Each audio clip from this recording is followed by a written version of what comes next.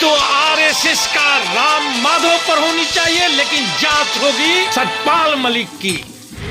अभी पूरा देश में सत्यपाल मलिक को लेकर पूरा भूचाल आया हुआ, जो पुलवामा को लेकर खुलासा किए और लगातार जिस परत को खोलते चले गए, उसको किस संदर्भ में देखते हैं कि सतपाल मलिक साहब मोदी जी को फोन पर जब सत्यपाल, मुझे भी मालूम है कि हमारे गलती के कारण ये लोग मरे हैं, लेकिन तुम इस पर चुप रहो।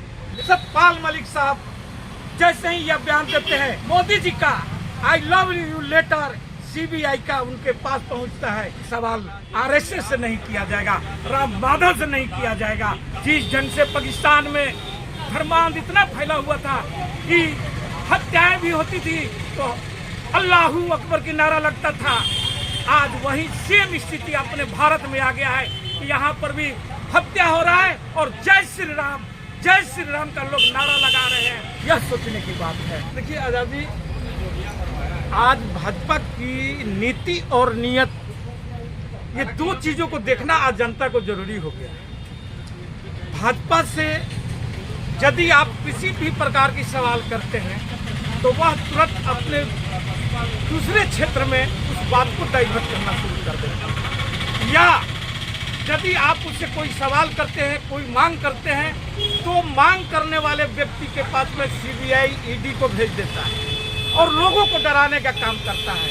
आज सतपाल मलिक साहब जो वहाँ का राज्यपाल रह चुके हैं जम्मू कश्मीर का, और जब उन्होंने बतलाया मोदी जी को फोन पर, जब मोदी जी फिल्म का शूटिंग कर रहे थे और यहाँ पुलवामा में जब घटना हुआ, हमारा 42 जवान शहीद हुए थे, और उसके बारे में जब उनको सूचना दिए तो मोदी साहब ने जवाब दिया था, उनको जानते हैं क्या, कि सत्यपाल, मुझे भी मालूम है कि हमारे गलती के कारण ये लोगों की हत्या हुई है, ये लोग मरे हैं, लेकिन तुम इस पर चुप रहो।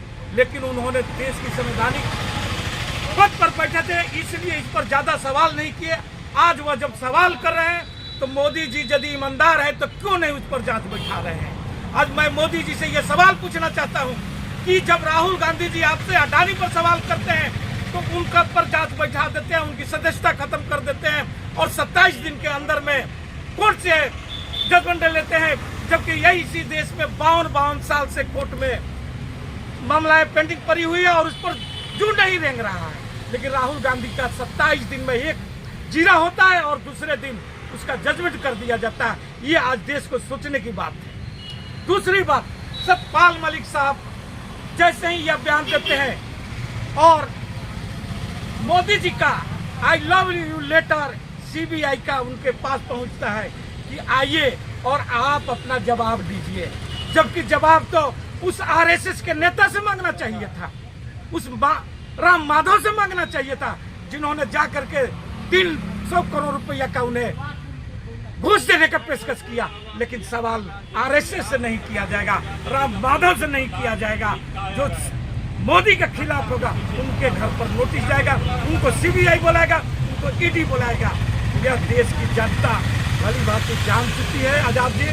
और दूसरी बात और भी ये देखने वाली बात है कि अभी जो विपक्ष के साथ में सतपाल मलिक तो उनके ही पार्टी के थे, उनको बहुत मनाने का प्रयास किया गया, समझाने का प्रयास किया गया, लेकिन जब वह नहीं माने तो उनके पास सीबीआई भेज दिया जाता है। लेकिन वह भी जाट और किसानों का नेता है, उन्होंने खुलेआम चेतावनी दी है मोदी को कि मोदी जी, ये मैं किसान का बेटा हूँ, मैं आपसे डरने वाला नहीं हूँ। और उन्होंने एक संदेश दिया है कि देश के किसी भी व्यक्ति को इस तानाशाह सरकार से डरने की जरूरत नहीं है, बल्कि इसकी मुकाबला करने की जरूरत है।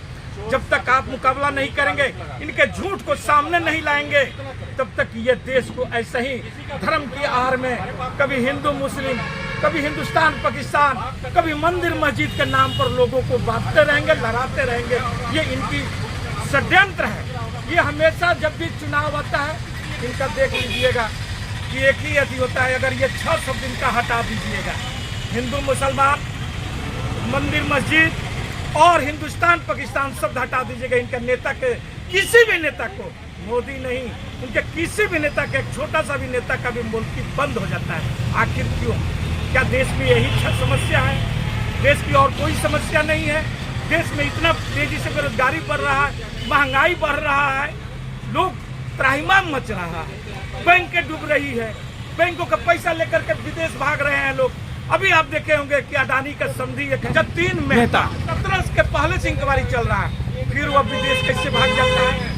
सर, देश के अलावा विदेश में नागरिकता ले लिया, देश की नागरिकता छोड़ के। बिना हमारे प्रधानमंत्री के, हमारे गृह मंत्री के, हमारे विदेश मंत्रालय के बिना जानकारी का वह कैसे विदेश चला जाता है?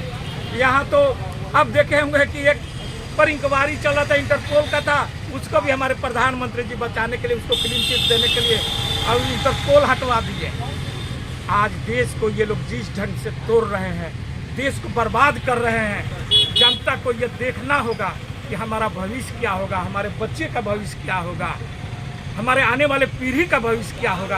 यदि देश को इसी ढंग से ये लोग बर्बाद कर देंगे, तोड़ देंगे, तो भारत फिर वही 1947 के पहले वाले स्थिति में पहुंच जाएगा। देश की वही हाल हो जाएगा जहां एक सुई नहीं बनता था। मोदी जी आज 10 साल से सत्ता में है, आजाद।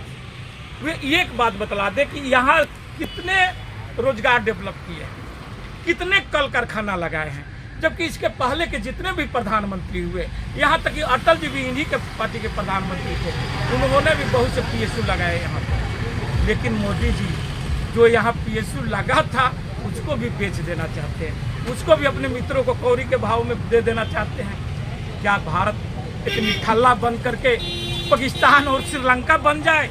यही इनकी सोच है। जिस ढंग से पाकिस्तान में धर्म का वहां भी चरम स्थिति था, धर्मांध इतना फैला हुआ था कि हत्याएं भी होती थी तो अल्लाहू अकबर की नारा लगता था। आज वही सेम स्थिति अपने भारत में आ गया है कि यहाँ पर भी हत्या हो रहा है और जय श्री राम का लोग नारा लगा रहे हैं। लेकिन हमारी देश की सरकार, ये चेतनहीन सरकार, इसको रोकने की जरा सा भी कोई कठोर कदम नहीं उठा रही है। यह सोचने की बात है। इसी के साथ मैं अपने वक्तव्य को समाप्त करता हूँ। जय हिंद, जय भारत।